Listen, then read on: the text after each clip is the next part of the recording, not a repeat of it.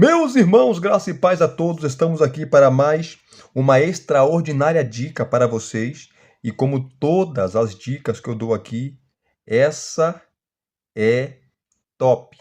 Eu estou refazendo alguns reviews de obras que eu já tinha feito, só que não era tão detalhado os reviews. Então eu estou refazendo pouco a pouco e essa obra aqui eu tinha feito um review dela, inclusive eu apaguei o review, porque eu estarei refazendo esse novo review aqui para mostrar mais detalhes. Então eu estarei fazendo dois vídeos. Esse é o primeiro vídeo e depois estarei fazendo o segundo, tá? Esse vídeo aqui eu creio que não passará de 30 minutos, não passará. Então são dois reviews aí dessa obra que estaremos fazendo. Esse é o primeiro, né? Só reiterando. E onde eu estarei dando detalhes dessa maravilhosa introdução ao Novo Testamento do Raymond Brown. Quem estuda teologia, quem conhece obras teológicas, conhece Raymond Brown. Raymond Brown foi um sacerdote católico, foi um padre, e ele morreu em 98, com 70 anos. Nasceu em 1918, 1928 e morreu em 98. Então já fazem aí 25 anos da morte dele e foi um dos maiores eruditos do século XX em Novo Testamento. Professor de grego, exegese, hermenêutica de Novo Testamento. Tem vários comentários dele que não foram traduzidos ainda para o português. A obra magna dele sobre João foi traduzida pela editora Paulus, né? E a Academia Cristã, que é o comentário em 2 volumes de João, tá? Ele era um expert no Evangelho de João. É uma obra muito cara, eu penso comprar, mas é muito cara, tá muito cara. Não baixa, né? O preço não baixa, porque vende muito. E essa obra aqui, Introdução ao Novo Testamento, faz parte de uma série, tá? Deixa eu abrir aqui para vocês verem, ó. A capa não é dura, tá? Não é capa dura, mas é uma capa resistente, tá? Olha aqui, ó. Que faz parte de uma série, tá? Da editora Paulinas. Você pode estar encontrando aí essa série completa nos sites da editora Paulinas, Paulus, né? Amazon, Mercado Livre, por aí vai. Aqui você tem, ó, primeira coleção, que é a série menor, coleção Bíblia e História. O primeiro aqui eu tenho, e eu fiz o review para vocês, que é o Culto e Comércio Imperiais no Apocalipse de João, tá? Jesus Exorcista, né? Que é o estudo exegético e hermenêutico de Marcos, capítulo 3, do 20 ao 30. Aqui você tem outro aqui, ó. Evangelhos Sinóticos, Formação, Redação e Teologia. Isso aqui, esse estou procurando, não acho. Eu não acho, tá? Essa obra aqui sobre os sinóticos. Os Reis Reformadores, tá? Para compreender o livro de Gênesis eu tenho também e fiz aqui para vocês o review. Profetismo e Instituição no Cristianismo Primitivo, do Guy Bonneau, eu tenho também, fiz aqui o review dessa obra no canal. E a série maior, aqui a série maior, essas duas obras também, ó, A Morte do Messias, 2 volumes, né? Que é do Raymond Brown, que é a melhor em português, onde ele comenta, tá, as narrativas dos 4 evangelhos sobre a morte de Jesus. Tá? De maneira exaustiva, versículo a versículo, comentário exegético, hermenêutico, histórico, cultural, ele traz tudo. Tá? São 2 volumes. A Morte do Messias. Tá? Aqui você tem mais, ó. Entre o Céu e a Terra, o Sermão do Monte, eu também tenho essa obra, fiz o review aqui no canal para vocês. Fariseus, Escribas e Saduceus na Sociedade Palestinense, de Anthony Saldarini, eu fiz também um review dessa obra aqui para vocês, que eu tenho. Aqui, Introdução ao Novo Testamento, que é essa obra. O Nascimento do Messias, tá? Que é o comentário das narrativas da infância nos evangelhos de Mateus e Lucas, que ele comenta, maravilhoso também. Rei e Messias em Israel no Antigo Oriente Próximo, eu tenho também, do John Day. Fiz para vocês aqui o review, tá? E essa aqui também eu tenho, ó, Paulo na Origem do Cristianismo, de Carlos Gil Arbiol, tá? Então você tem as obras aqui que eu citei, que eu tenho, eu fiz aqui o review no canal, todas, tá? Então a série Coleção Bíblia e História e aqui a série maior. As que eu quero adquirir são essas duas, A Morte do Messias, dois volumes do Brown, O Nascimento do Messias, e essa aqui, ó, Os Evangelhos Sinóticos, Formação, Redação e Teologia. Eu não encontro essa obra, não encontro, mas eu vou encontrar. A Morte do Messias e O Nascimento do Messias, do Raymond Brown, tá muito caro, então vou dar uma segurada. Quantas páginas, Elias, essa obra tem? Essa introdução ao Novo Testamento. Quantas páginas? Essa obra vai ter, no total, tá aqui, ó. Deixa eu pegar para vocês o total aqui, ó. 1.135 páginas. 1.135 páginas. Então é muita coisa. E não é aquela introdução chata de se ler, tá? Não é. É uma introdução para aqueles que têm dificuldade com o texto bíblico, não têm experiência em Novo Testamento. Ele escreveu visando esse público, mas ela é profunda, tá? E aqui estão alguns pontos que eu vou falar para vocês, porque esse primeiro vídeo é mais uma introdução à obra, tá? Ó, Raymond Brown, ao escrever a Introdução ao Novo Testamento, tinha os seguintes objetivos. Primeiro, prover os leitores com informações gerais sobre o Novo Testamento, ou seja, orientar aqueles que leem a segunda parte da Bíblia cristã pela primeira vez e ajudá-los posteriormente na busca de respostas para as questões mais específicas. Segundo, manter o leitor concentrado no texto canônico do Novo Testamento sem impor demasiada teoria sobre os prováveis estados anteriores à forma final das tradições contidas na segunda parte da Bíblia cristã. Então aqui é mais para o estudante leigo, aquele que nunca teve contato com o Novo Testamento, estudou o Novo Testamento e por aí vai. Terceiro, dá preferência à análise da mensagem de cada escrito do Novo Testamento, cada livro, a fim de ressaltar o fluxo do pensamento do texto bíblico, assim como os elementos característicos de cada autor da Sagrada Escritura.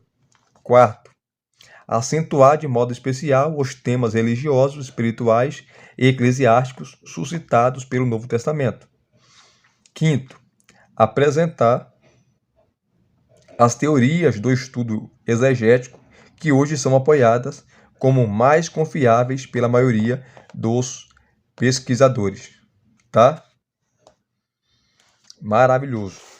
E essa obra é assinada também por dois grandes eruditos que já morreram, dois grandes eruditos que já faleceram, assim também como o Raymond Brown, não está mais entre nós, né? Que é o Joseph Pismeyer, grande estudioso do Novo Testamento, e ajudou também na obra o comentário bíblico São Jerônimo, que eu fiz aqui para vocês 3 reviews, né? Pismeyer participou dos comentários, tá? E o John Mayer, que é conhecido pelaquela obra dele em 6 volumes, que eu também não encontro todo o material completo, O Judeu Marginal, um judeu marginal sobre o Jesus histórico, que era a formação dele, né? O doutorado dele foi a especialização dele em Novo Testamento foi sobre o Jesus histórico, né? O John Mayer, também um sacerdote católico já falecido, tá? Então, são 1.135 páginas, tá? De uma obra monumental, uma introdução fantástica ao Novo Testamento, que ele escreveu visando o público mais leigo, que não tem muito entendimento do Novo Testamento, que quer conhecer o Novo Testamento, tá? De maneira mais clara, sem aquela linguagem acadêmica. Então, isso aqui, ó, tá? Essa segunda edição, de 2012, E a terceira repreensão dessa obra é de 2019, foi em 2019, tá? Maravilhoso, maravilhoso. Vamos correr aqui. Ele começa aqui a agradecer, ó, prefácio de agradecimentos. Deixa eu pegar o sumário, né? Deixa eu pegar o sumário aqui.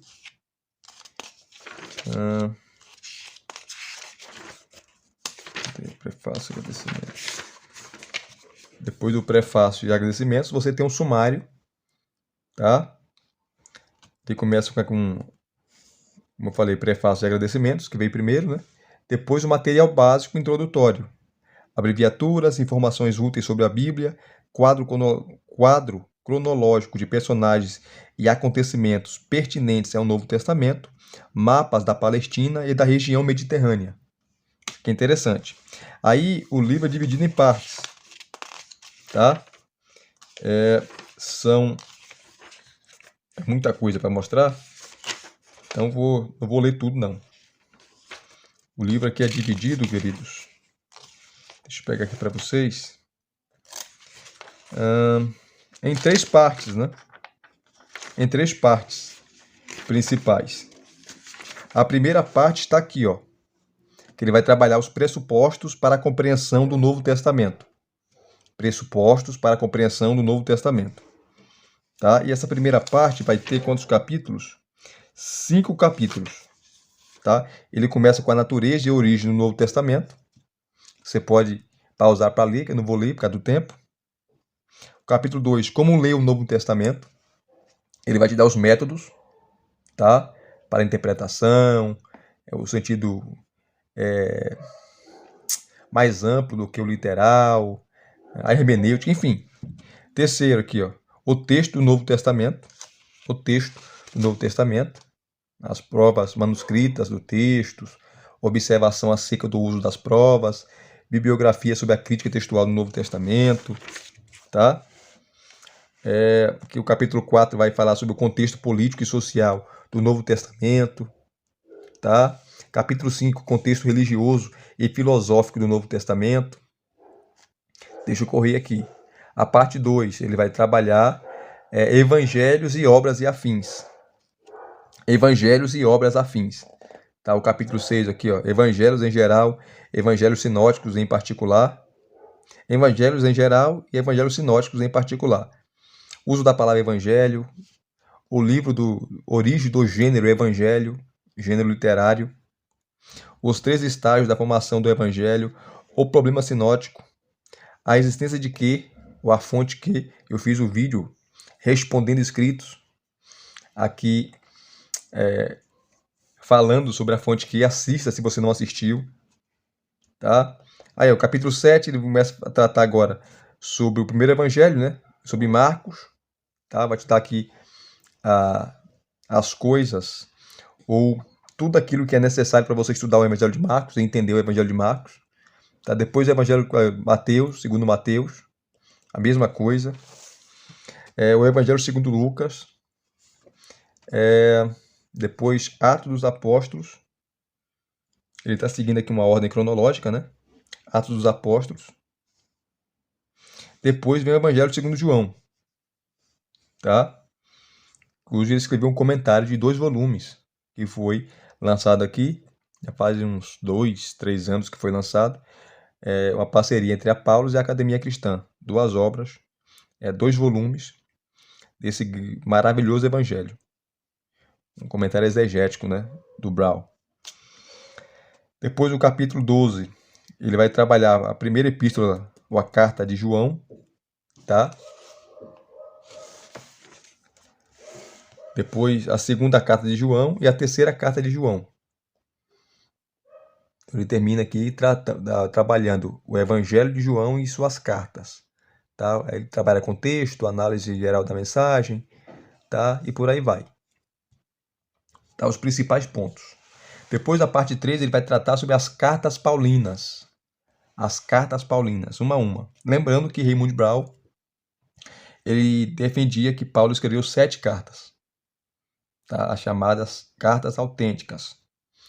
E 6 cartas, como as pastorais, Colossenses, Efésios e a segunda carta aos Tessalonicenses, para ele não foi Paulo que escreveu.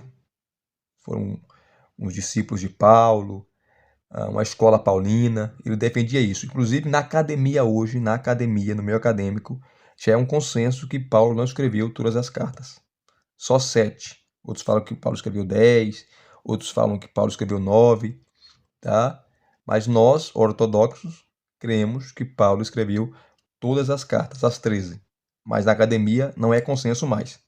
Então ele começa aqui, ó, primeiro, com a classificação em formato das cartas do Novo Testamento, capítulo 15, né? Parte 3 abre com o capítulo 15. Depois do capítulo 16, ele vai trabalhar sobre temas gerais da vida e do pensamento de Paulo. Tá? Ele gasta 24 páginas para falar sobre isso, né? Sobre a vida de Paulo, a teologia de Paulo e a bibliografia sobre a vida e a teologia. A vida, a teologia e a cronologia de Paulo. Depois, a apreciação de Paulo. Capítulo 18, ele começa a trabalhar em ordem cronológica, né? A primeira carta aos Tessalonicenses, contexto, análise geral da mensagem, temas e problemas para reflexão e bibliografia sobre o primeiro Tessalonicenses. E assim vai. Depois vem a segunda carta aos Gálatas, como eu falei, em ordem cronológica, ele trabalha aqui, tá? Análise geral da mensagem, o contexto, consequências da carta aos Gálatas na carreira de Paulo, para onde e quando, a fé, pistes de Cristo, em Gálatas capítulo 2, versículo 16, temas e problemas para reflexão. E no final ele sempre termina com uma bibliografia sobre o livro, sobre a carta, né? Depois a carta aos Filipenses, a mesma coisa. A carta a Filemon, a primeira carta aos Coríntios, vamos correr por causa do tempo aqui. Tá? A primeira carta aos Coríntios. E aqui é interessante, ó. Ele trabalha o contexto, né? Análise geral da mensagem, para aqueles que Paulo critica em Corinto, quem era? A crítica de Paulo aos fornicadores e homossexuais. Carismas em Corinto, dom espiritual, né? Os dons, capítulo 12 e 14. E os carismas hoje. Hino à caridade, capítulo 13. Paulo e Jesus ressuscitado, o capítulo 15, né? Temas e problemas para reflexão e sempre uma bibliografia sobre a carta. Depois você tem aqui, ó, capítulo 23, a segunda carta aos Coríntios. Ele pega alguns textos, né, importantes da carta, como aqui, ó, coleta de dinheiro para Jerusalém, que está em 2 Coríntios, capítulo 8 e 9. Os capítulos 8 e 9, Paulo trata sobre dinheiro, sobre coleta, para os crentes pobres ali da Judéia, para os judeus que estavam passando uma severa fome. Tá? Depois da carta aos Romanos, capítulo 24. O capítulo 25, ele vai trabalhar aqui, ó, pseudonímia escrito deuteropaulinos. Então, ele vai para ele algumas cartas, 6 cartas Paulo não escreveu. Ele vai explicar o que é isso, pseudonímia e escritos deuteropaulinos, que não foi Paulo que escreveu. E vem o capítulo 26, que vai trabalhar a segunda carta aos Tessalonicenses, depois a carta aos Colossenses, tá?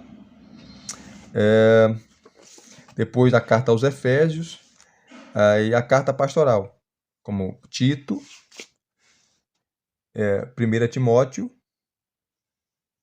ou 1 Timóteo, né? E 2 Timóteo. Ele trabalha aqui também. Olha que maravilha. Vamos correr, gente, porque o tempo ruge. Acabando aqui sobre Paulo, ele vai trabalhar a carta aos Hebreus, tá? Vou esperar um pouquinho aqui para ver se...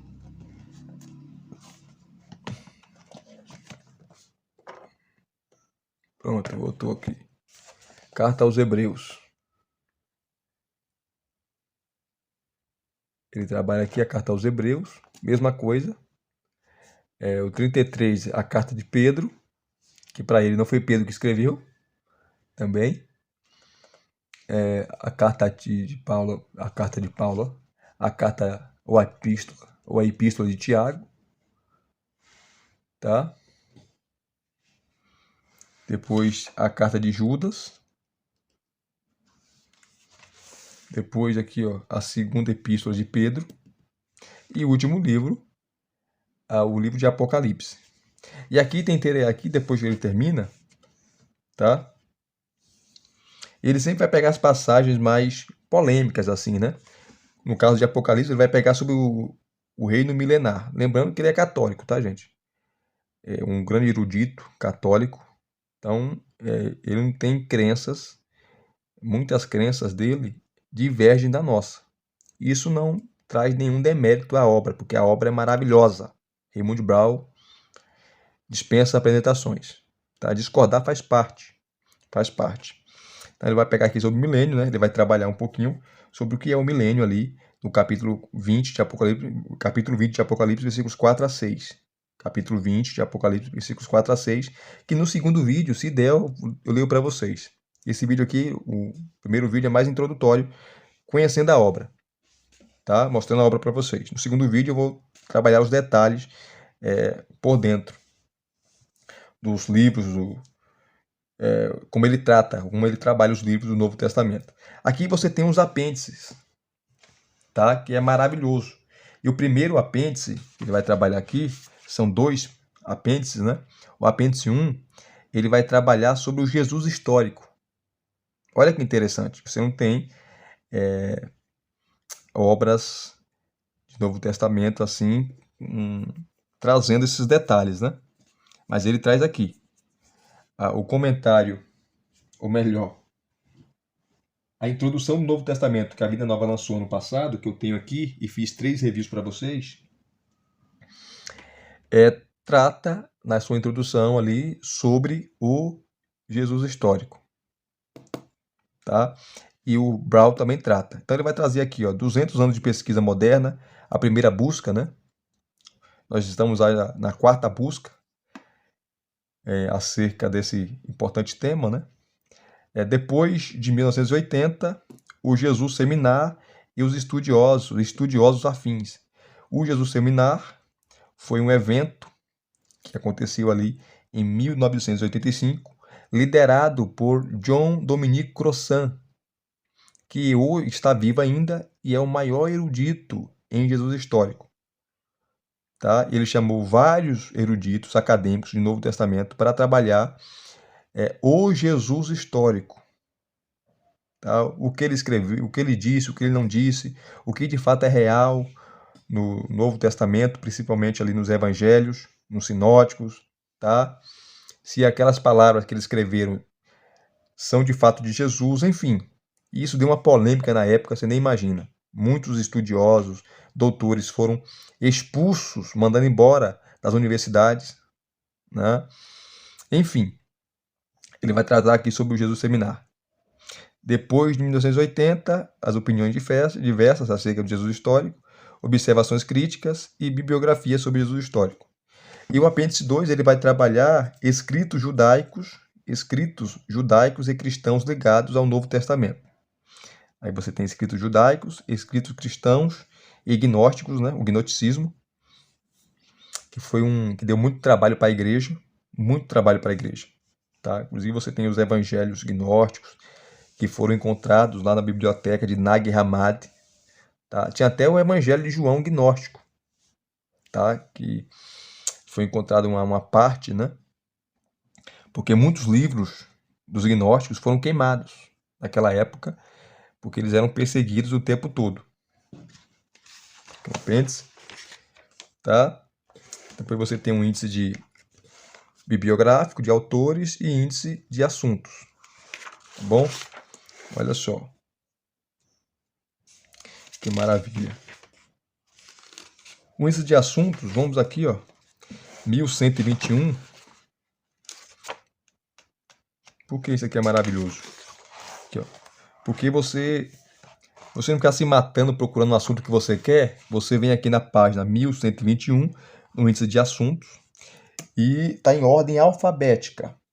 Então, por exemplo, eu quero pegar sobre anticristo. Está aqui, ó, anticristo. Antideus, falsos cristos, que é tanto aplicado ao anticristo final, escatológico, um líder político, né?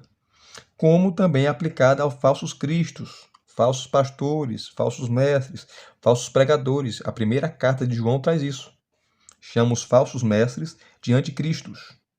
Então aqui, ó, você vai na página 521 a 524, você vai encontrar 535 também, 537, 542, está aqui as páginas que você vai encontrar ele falando sobre o anticristo. Vamos pegar aqui a página 521 a 524 para você ter uma noção. Olha aqui, ó. 521, tá? A 524.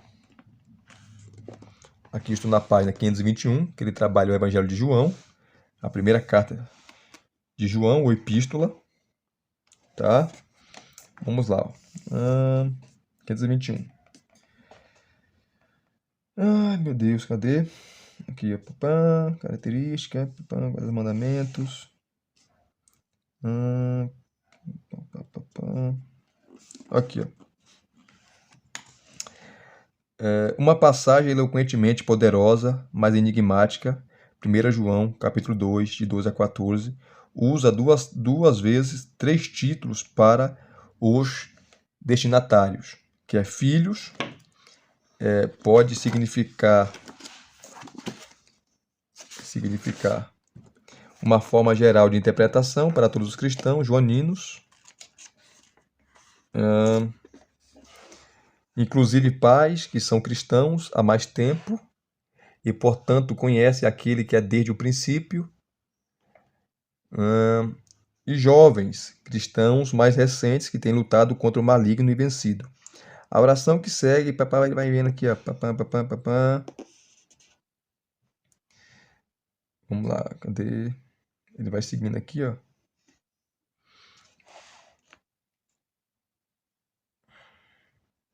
No entanto, o escritor do epistolário não precisa realmente falar a seus filhos sobre isso, pois eles têm a unção do santo, que é Cristo, né? Ou seja, do Pai, do Filho ou de ambos. Essa unção que aconteceu no começo é provavelmente a recepção do Espírito, quando eles se tornaram cristãos, torna desnecessário o ensinamento de tais mestres, os falsos mestres, pois os verdadeiros crentes possuem tanto a vida eterna quanto a verdade na qual permanecem. Capítulo 2, do versículo 28 até o capítulo 3. Versículo 3 trata do tema da aparição de Cristo. Tá? Ele vai falar aqui, ó. Cadê? Retomando a ideia da comunhão, da união. Cadê? Escatologia. Observação entusiasta. Aqui no início. Cadê o anticristo? Tá aqui.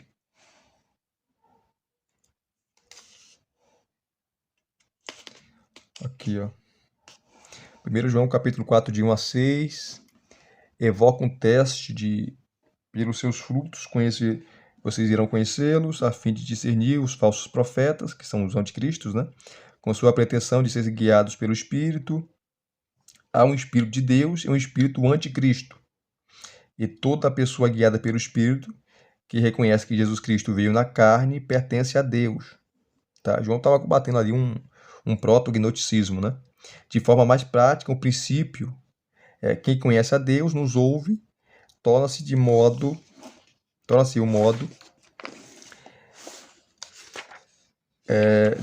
de distinguir o espírito da verdade do espírito do engano. Tá? Obviamente, pode supor que os separatistas dirigem a mesma polêmica contra o autor e seus seguidores, mas para os primeiros, ele é quem tem o espírito da mentira. Então, os falsos mestres aqui em João são os anticristos. Tá? Página 521 a 524. Tá? Voltando lá de novo. E o 121. Vamos lá.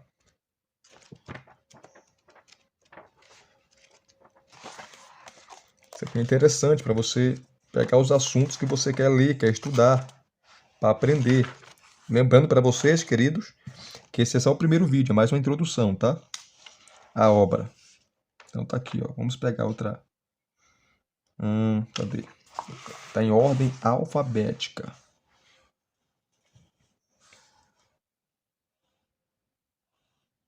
Aqui, ó, Atos dos Apóstolos. Você vai na página 61, 69, 103, 393 a 458, tá? O livro trabalha sobre esse livro. Atos, título, autoria, diferenças em relação à teologia de Paulo, tá na página 385 e 446 a 449, tá? Interessante. Só sobre Atos aqui, ó. Tá, então você vai na página, no número da página que está aqui marcado, e você vai encontrar todas essas informações, sem ficar procurando, se matando. Aqui está a letra B. Babilônia, nome para Roma, que aparece lá na primeira carta de Pedro, 1 Pedro. Tá? Então você vem aqui, ó, no assunto que você quer, procura aqui a letra e você vai encontrar. Vamos ler só uma coisinha aqui rápida. Deixa eu pegar sobre o milênio. No segundo vídeo eu vou trazer mais detalhes para vocês, tá? Já mostrando a obra por dentro, os livros. Aí vai ficar mais claro, tá? Como eu falei, esse primeiro vídeo é mais uma introdução. Sumário, quem foi Raymond Brown, a quantidade de páginas, enfim. Ó, milenarismo, o reino de 1000 anos. Apocalipse capítulo 24 a 6, página 1037. Vamos lá para a página 1037. Vamos ver o que ele fala lá sobre o milênio. Interessante que é um teólogo católico falando, né? Aqui, ó, milenarismo, o reino de 1000 anos. Apocalipse 20, de 4 a 6. Em sua previsão, o Apocalipse afirma que no final, aqueles que foram decapitados por causa do testemunho que deram de Jesus e por causa da palavra de Deus, e que não adoraram a besta, voltaram à vida e reinaram com Cristo durante 1000 anos, enquanto os demais mortos não reviveram, senão quando os 1000 anos se passaram. As origens de tal crença podem ser encontradas em certa tensão entre as expectativas proféticas e apocalípticas. De acordo com a história do messianismo, uma predição que sobreviveu ao exílio babilônico foi de que um dia Deus restauraria o reino de Davi por intermédio de um rei exemplar ungido, o Messias. Com efeito, a escritura antiga era relida com essa compreensão. Está lá em Amós 9:11. Ainda que idealizado e apresentado como definitivo, esse seria um reino terreno histórico, e na maioria das vezes sua relação com o fim dos tempos não era explicada, ou melhor, explicitada. Por outro lado, em uma visão pessimista da história, parte da literatura apocalíptica representava a intervenção final de Deus, sem nenhuma alusão à restauração do reino davídico. Isaías, capítulo 24 a 27. Daniel, a Assunção de Moisés, e Apocalipse de Abraão. Assunção de Moisés, apócrifo, e Apocalipse de Abraão, também apócrifo. Mas Daniel e Isaías são livros canônicos. Um modo de combinar as duas expectativas foi postular duas intervenções divinas. Primeiro, a restauração de um reino terreno, ou período de feliz prosperidade, seguido pela, segunda coisa, vitória e julgamento final de Deus, onde existia uma forte influência do pensamento greco-romano. A expectativa clássica de uma idade áurea pode ter modelado a representação judaica do reino messiânico. Usavam-se vários números para simbolizar a duração do período aguardado. E aqui você vai ter aqui embaixo várias, o tempo todo, ele colocando notas de rodapé, tá? Em uma sessão intitulada Apocalipse de Semanas. Primeira nota, declara que depois de transcorridas 7 das 10 semanas de anos, a 8ª será um período de justiça, a 9ª um período marcado pela destruição, na 10ª os anjos serão julgados, conduzidos à eternidade. De acordo com o 4º Esdras, 7:28, final do século I d.C., que é um livro apócrifo também, depois que Deus puser fim à era do mal, o Messias reinará por 400 anos com os justos da terra. A seguir virá a ressurreição dos mortos e o juízo. Tradição semelhante em que a alma do justo será ressuscitada no tempo do surgimento do Messias encontra-se em 2 Baruque, capítulo 29 e 30, que também não é canônico. Início do século II, né? Essa obra depois de Cristo. Aí ele vai trabalhar aqui, ó, na Apocalipse cristã, 1 Coríntios, capítulo 15, versículos 23 a 28, oferece essa sequência. Em primeiro lugar, a ressurreição de Cristo. A seguir, aqueles que pertencem a Cristo, que reina até que ele tenha posto os inimigos sob os seus pés. O fim será, pois, quando Cristo entregar o reino a Deus, destruindo todo o principado, autoridade e poder. Na ascensão de Isaías, capítulo 4, versículos 14 a 17, que é uma literatura apócrifa também, no final do século I d.C., depois que Belial reinou como anticristo durante 1332 dias, o Senhor virá com seus anjos e lançará Belial na geena. Haverá então um período de descanso para aqueles que se encontram neste mundo após o que serão arrebatados para o céu. Então ele cita aqui várias literaturas apócrifas, enfim, que trabalham esse assunto, né? Esse assunto do milênio, esse reino. Aí ele continua aqui explicando, tá? Continua explicando o que seria esse 1000 anos. É o que ele vai falar aqui, ó. No entanto, ao longo da história cristã, alguns têm tomado os 1000 anos do Apocalipse bem ao pé da letra e especulado a respeito. Para ele, não é literal. Para ele, é um número simbólico, tá? Para Raymond Brown.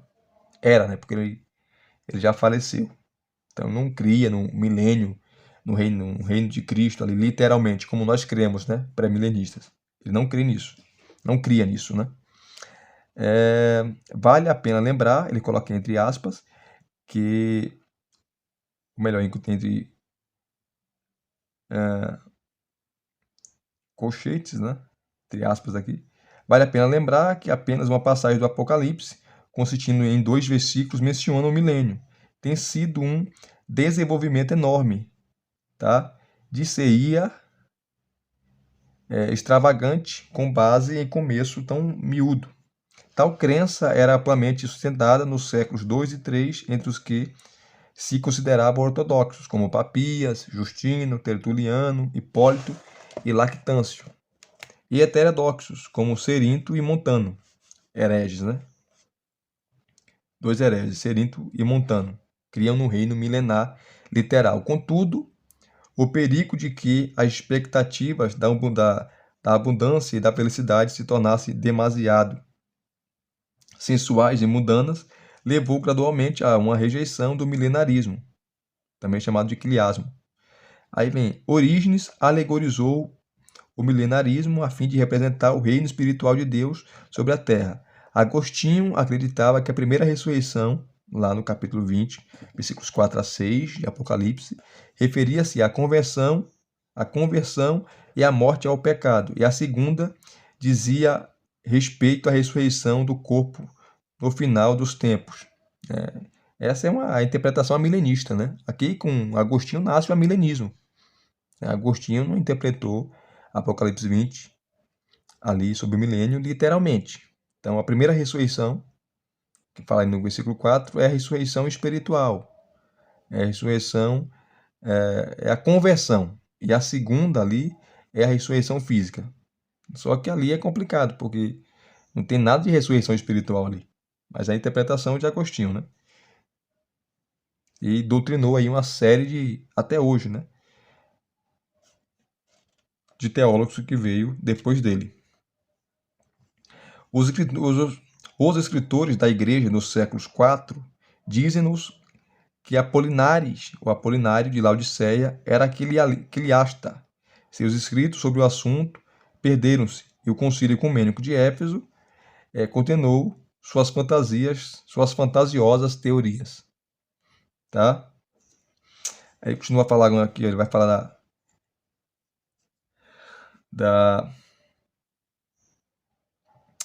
do Ocidente, né? Da Igreja Ocidental. Vai citar aqui vários nomes, tá? Cadê, ó? Confissões, vai citar aqui os teólogos como Munzer, vai citar aqui também Ellen White, William Miller, Ellen White, a herege Ellen White, a grande profetisa dos adventistas, né? Escreveu um monte de besteira, mas para eles é profetisa, né? No passado passou de uma falsa profetisa, tá? Uma mentirosa, é isso que ela é. Foi, né?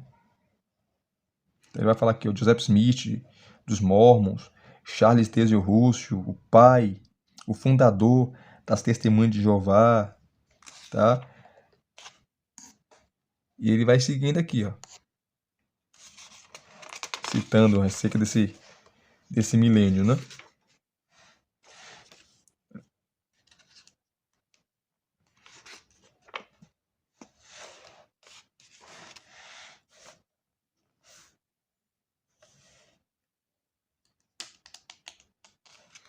Ele vai falar, ó, aqui, ó, no final aqui, ó, as igrejas maiores e mais estabilizadas permanecem convencidas de que, embora o estágio final do plano divino deverá ser realizado por intermédio de Jesus Cristo, os 1000 anos são simbólicos, tá? E ninguém sabe quando ou como o fim do mundo acontecerá. Atos 1,7 dá o tom. Não compete a nós conhecer os tempos e os momentos que o Pai fixou com sua própria autoridade. Ainda em 1944, a Igreja Católica Romana condenou até mesmo uma forma mitigada de milenarismo. Então, a Igreja Católica Apostólica Romana não defende o milênio literal, defende o milênio alegórico, simbólico, assim como os pós-milenistas, os amilenistas. Apesar que amilenismo e pós-milenismo não tem nada a ver com o catolicismo, tá? Mas eles creem da mesma forma porque pregam e ensinam que o milênio é simbólico e não literal. Eles concordam nisso. Tá bom? Então, existem outras partes aqui que eu ia mostrar para vocês, mas esse é o primeiro vídeo, que é mais foi uma introdução, né? Mostrando para vocês a capa, a quantidade de páginas sobre Raymond Brown, o que essa obra trata, o que ela fala. Tá? Ele escreveu para aqueles que não têm um profundo conhecimento em Novo Testamento, que quer conhecer o Novo Testamento, tá? Mas é maravilhoso, é uma obra maravilhosa. E se vocês gostaram desse primeiro vídeo, deixe aqui o seu like, deixe aqui os seus comentários, se inscrevam no canal se você não é inscrito e acione o sininho para receberem todas as notificações. Graça e paz mais uma vez. Muito obrigado a todos. Até os próximos vídeos. Querendo Deus.